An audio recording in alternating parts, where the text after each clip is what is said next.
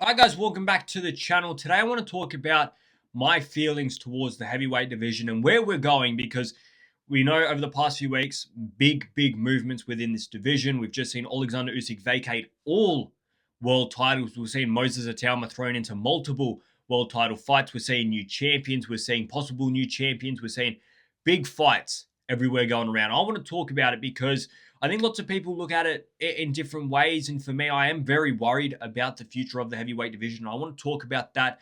If you're good first, so head down the bottom there, like the video, and subscribe. I did actually just make a video talking about my top 3 wishes for the rest of 2026. So if you haven't already, go and check that video out. But let's talk about this heavyweight division because yeah, we're in a bit of a weird spot now. We've seen the IBF mandate Moses Atauma to take on Frank Sanchez. Murat Gassiev is now going to be taking on Joe Joyce for the outright WBA heavyweight world title. WBC has just promoted Ajit Kabayel to outright champion, and the WBO has Daniel Dubois versus Fabio Wardley 2 going down with Moses Atauma to be the mandatory challenger to the winner. So lots and lots of different things going on in the heavyweight division, and I think some of them good and some of them very bad. I do like. I want to start with talking about Moses Atauma because Moses Atauma is the brightest prospect in all of boxing. He's probably one of the biggest names in boxing right now at such a young age. But I don't think it is all fucking sunshines and rainbows. If I'm being completely honest with you, I think it's great that Moses Atauma is the new big star, a guy that could be cross platformed. All right. He can sell on social media. He can box in the boxing ring. And he could carry this division for the next 10 years. He could take over for the next 10 years. He could dominate for the next 10 years. But we're talking now about a guy that is at 21 years of age. His biggest fights have been Jermaine Franklin, a Dillian White that just wasn't there at all, and Mike Balogun. Like, these are the top 3 biggest fights so far for Moses Atauma in his professional career. And he's going to be taking on Phil Pergovich, which, look, that's a big step up. And I don't think it's a guarantee at all. I think, Phil Pergovich could very well beat him on the night. I think people are giving Phil Pergovich zero chance, like absolutely zero chance. He's got a great set of boxing skills. He's not the most mobile. He's not the biggest hitter. I get that. But he's a very good technical boxer. I love his jab.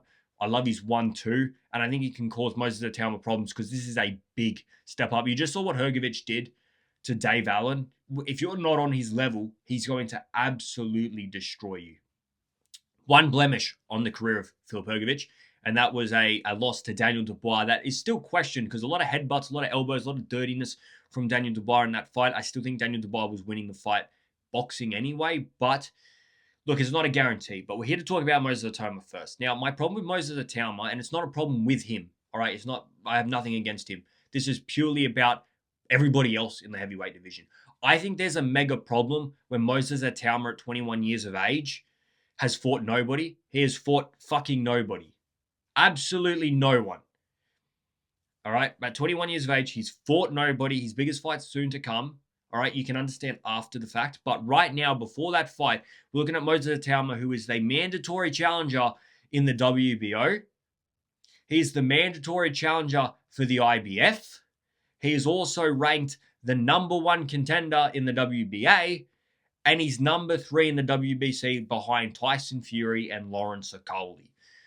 Now, look, if you beat Filip Hrgovic, that's the sort of spread that I'd expect to see from you. So, you know what, you just beat, one of the top 5, biggest names in the heavyweight division in Filip Hrgovic. You should be in that conversation. But to have beaten Dillian White and Jermaine Franklin and be ranked that highly in all these governing bodies, that for me lies the problem. Because it is a Moses Atauma that is all talent, all prospect, but he hasn't beaten anybody. And we're giving him a ranking and we're giving him a hierarchy in the division that, why is he there? Is it because he is so much better than everybody else? Or is it because there's nobody in and around that can contend for that? And that is what it is. There is nobody, like one of the biggest prospects in the world, right? America's biggest heavyweight prospect, Richard Torres Jr., just got absolutely fed from Frank Sanchez, a guy that had, many people, everyone, all right, no one gave Frank Sanchez, no one went into that fight and said Frank Sanchez is going to beat Richard Torres. That was Richard Torres' fight to win. And Frank Sanchez, a guy that got absolutely bum rushed from Ajit Kabayel, destroyed him in 2 rounds. So, we're looking at a division here where there's not a lot of names that we say, all right, in 5 years, this guy is really going to be in the conversation. This guy's really going to be taking over. Now, I'm going to get to the positives of the heavyweight division. Don't get me wrong, all right? This is not all doom and gloom, but I do want to voice some of my concerns because I think some people think that it was all sunshine and rainbows, and I don't see it. Like, we look at some of these rankings, right? Murat Gassiev, by the way, is going to take on Joe Joyce now instead of Tony Yoka. So we could very well have a new champion in Joe Joyce who is 40 years of age. That for me is a problem. The fact that we couldn't find a bigger name, a better replacement. Like, I actually thought it was going to be Jarrell Miller, not Joe Joyce, but we ended up with Joe Joyce. We've got a vacant IBF with Frank Sanchez as number one. Number two is vacant, Moses Atauma and Filip Hrgovic. Well, one of those guys is going to be a loser. And then we've got Anthony Joshua. Anthony Joshua shouldn't really be at number 5. Anthony Joshua's latest win has been Jake Paul, which was just a circus actor. Then before that, he got lights out from Daniel Dubois. We're going to get to Jalolov because, like I said, I'm going to talk about positives because, like I said, it's not all doom and gloom. We go to WBA. Murat Gassiev, Moses Atauma, Jarrell Miller, Tyson Fury, Anthony Joshua. That is fucking awful, isn't it? That, like, Jarrell Miller being number 2 is outrageous. Murat Gassiev versus Joe Joyce. Joe Joyce is 40 years of age, man. Tyson Fury versus Anthony Joshua, there's going to be a loser there. They could both look like losers if that fight's a shambles. Like, that fight could be fucking shit, and we're all looking at it and saying, wow, I can't believe we waited 10 years for this. 10 years and all that hype for this. We go to the WBC, Ajit Kabayel. Ajit Kabayel's a bright light. We're going to talk about him. Tyson Fury is number 1. Lawrence Okoli, number 2. That's a bright light. Moses Atauma, number 3. Filip Hrgovic, 4. And Anthony Joshua, number 5. So we're seeing very similar names here. Tyson Fury and Anthony Joshua being in the top 5. Why? Why are they in the top 5? Tyson Fury in the top 5 because he lost back-to-back to Alexander Usyk and then beat Arslanbek Makhmudov. Anthony Joshua in number 5. Number 5 can be understandable because his last mega sort of big heavyweight clash was against Daniel Dubois in a heavyweight fight. Like, he was in a heavyweight title fight against Daniel Dubois. You lost it. All right, we put you 5th because your last fight was a title fight. That's sort of where I would put Tyson Fury. I'd put him and Anthony Joshua next to each other. I don't think Tyson Fury being a number 1 contender is correct. And then you go to the WBO. Daniel Dubois, new champion. We got Moses Atauma, Filip Hrgovic, Anthony Joshua. Why Fabio Wardley is number 4 is beyond me. The guy was just the belt holder. Like, he just had the belt. He just had the belt, and you bumped him all the way down there. And then, you go Joseph Parker, Zhili Zhang. After that, even Deontay Wilder's 8. Deontay Wilder's 7 in the WBC. And this is where we get to the problem. All right. And when we look at the heavyweight division, I think Moses Atauma could most definitely be the face of the heavyweight division, holding all the belts undisputed for the next 5 to 10 years. That's the type of talent, athleticism, power, skill. He's got it all, right? He needs to put it in action. He needs to deliver on all of those things. There's a lot of pressure on him, but we can see what he's got. But for me, an entertaining division, a great division isn't based off one superstar. A great division, a great entertainment in a division is based off multiple guys holding belts, multiple guys challenging. You look at the past 10 years, we saw, Anthony Joshua become world champion, lose to Andy Ruiz out of absolutely nowhere. And then, we see Tyson Fury go and win the world title against Deontay Wilder in that trilogy, and then go and lose in 2 fights against Alexander Usyk. Alexander Usyk going and sweeping through all these guys that were beating each other and putting on mega fights. Daniel Dubois upsetting Anthony Joshua and then going and fighting Fabio Wardley, the world champion. Fabio Wardley upsetting Joseph Parker and becoming a world champion. We had all of these great moments.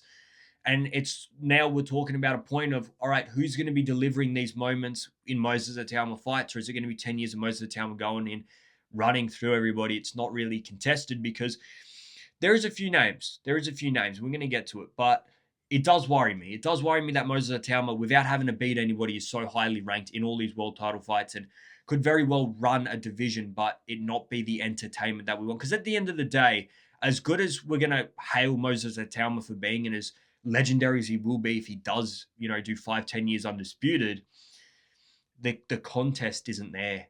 The element of will he win or won't he win isn't there. Let's talk about some of the bright stuff, because there is some bright stuff about the heavyweight division. I don't want to make this all doom and gloom. I think Ajit Kabayel, at 30 years of age or so, he's got a few years still in him. And I think Ajit Kabayel versus Moses Atama is a high level fight. Ajit Kabayel, for me, has done everything he needed to do to become a world champion. Didn't become a world champion on the grounds that he would have liked to have done. We would have loved to have seen Ajit Kabayel versus a prime Alexander Usyk, but Alexander Usyk is not prime anymore. He's not peak. We saw that against Rico Verhoeven, and I'm happy to see Ajit Kabayel be the world champion, and I hope we do get to see him versus Moses Atama, because that is a mega fight. I hope we get to see him against Daniel Dubois or Fabio Wardley. That is a mega fight. Maybe he can even go over to the WBA and spark out Murat Gassiev or Joe Joyce and become a unified world champion, because the opportunity is there. Frank Sanchez, I'm not convinced. I'm not sold. I don't really know where I sit on Frank Sanchez, but I think Frank Sanchez versus Moses Atama is an entertaining fight, because all of a sudden, Frank Sanchez, you saw the timing. All right, Richard Torres Jr. spent the first 2 rounds doing a whole lot of movement, and he timed him. He found him. He landed that big shot. Well, Moses Atama is very similar in terms of lots and lots of movement, lots of inside and outside the pocket, throwing his punches, using the jab. All right, much higher level than Richard Torres Jr., granted. I think a better fighter than Richard Torres, has more power than Richard Torres. But Frank Sanchez found the timing and found the punch. So I think that creates a little bit of excitement in that fight. I think Filip Hrgović versus Moses Atama is an exciting fight. Some people are completely ruling out Hrgović. I think it is a toss-up. I think it is Filip Hrgović has got a very good jab, very good 1-2. He is an experienced fighter in this division. He's going to give Moses Atama a big test, and we don't know what Atama's chin is like yet. And finally, the WBO. The WBO is the most exciting one, because we're seeing Daniel Dubois versus Fabio Wardley 2. The winner of that is most likely going to be taking on Moses Atama. So there's excitement, all right? It's not all doom and gloom. I am a bit worried. I thought Richard Torres Jr. was going to be a next wave of heavyweights. I don't know what to think of Richard Torres Jr. now at all. Like, that was a bad performance against Frank Sanchez. Tera Moana, he's another big name, big prospect, and he's got a lot to offer, but he's been fighting absolute tomato cans, and you just never know. You never know until they are in that world title fight. You never know until they're in with a top 10 guy. You never know until they're in with a top 15 guy. He could very well go in there with someone like a Lawrence Okoli and get absolutely destroyed. We're not going to know until we know. Lawrence Okoli, that's a good name. All right, he's moved up. He's only had a few fights at heavyweight, but I can see him being a top fighter in world title fights. I don't know whether he wins them. All right, I don't think he's that good, but he will create excitement. He will beat you if you are not at the level, and that's what you need. You need guys that are at that level to test people, have exciting fights, possibly go for a world title fight where we say, all right, is he going to win? Is he not? And then possibly the most exciting name, I think, in the heavyweight division, and somebody that lots of people probably don't know about, like boxing casuals will not know. Us that watch the Olympics and everything else, we know exactly who this guy is, and that is Jalilov. Jalilov is, even though he's 30, 31 years of age, this is the start of his professional career, and he's a guy that's got every single possibility of becoming a heavyweight champion, going in there and running it with these top guys for the next 4 or 5 years, for however long he wants to do it. He's done so much amateur stuff that he could go to his 38, 39 like Alexander Usyk. So that is exciting. So yeah, there is names, all right? It's not all doom and gloom. I think there is some names. I hope I haven't missed anybody. I think I've just about covered everybody. I'm just having a quick look down here at the rankings of the top 15. I'm seeing a few names that I don't particularly rate. Justice Hooney, very good boxer, but questionable chin. I think boxing level is top tier. If he can clear up that chin problem, maybe add a little bit more power to his game, he's most definitely in that conversation. But I think we need to start, in these top 15s. I don't want to be seeing Zhili Zhang's name. I don't want to see Deontay Wilder's name. I don't want to be seeing no, you know what? There's not too many. There's a few names there that you sort of say we just don't really know. Like, we know Brandon Moore's not going to do anything massive. We know FA isn't going to do anything. We know Guido Vianello's not going to do anything. We know Denier Perro's not going to do anything. We know Yoka's not going to do anything. I'm seeing Rico Verhoeven's name a few times there. Nelson Heiser's not going to do anything. Brandon Moore, for me, is not going to do anything. Jared Anderson, there was a lot of hype on him, but that's basically all faded away. So Big Gug is an exciting one. I'll tell you, Big Gug is is somebody that I want to see more and more and more of, because not only do you get a very good fighter, but you also get a sort of, it's almost next level Tyson Fury. It's almost like if Tyson Fury and Martin Bacoli had a baby, you end up with Big Gug. All right. And he's exciting, man. He's got power. He's got good boxing skills. So, look, some different names in here. I do hope that over the next sort of 10 years, maybe some newer names can arise, some people that we haven't heard of, maybe a guy out of the Olympics, maybe somebody just completely different. The US is a big hit. The fact that there is no big, massive star, like the biggest star for the US in the heavyweight division, we've got Jared Anderson, or we've got Frank Sanchez, Richard Torres Jr., who just got sparked out from Frank Sanchez. So that's not looking great, is it? And that for me, US boxing was always, the kings of heavyweight. They haven't been the kings for a very long time. And I do think a lot of that has to do with NFL, basketball, these types of sports. You go in there and get paid a whole lot more money than you do in boxing, and there's a whole lot less risk. So, guys, I'd love to hear what you guys think of the heavyweight division. Like I said, I am still a lover of the heavyweight division. It is the best division of our sport. But I do have my worries. I do have my concerns. I thought it'd be a bit of a different style video. Let me know what you guys think. It was a bit doom and gloom, but we got to talk about some of the excitingness at the end of this video, because there is some exciting names, and it all sort of looks at Moses Atauma to be the leader of that excitement. But I have got big raps on Terra Moana. I think Big Gug, Jalalov. They're all going to offer something, and we're going to have to wait and see. So like the video, subscribe to the channel. I'm out of here, guys. See ya.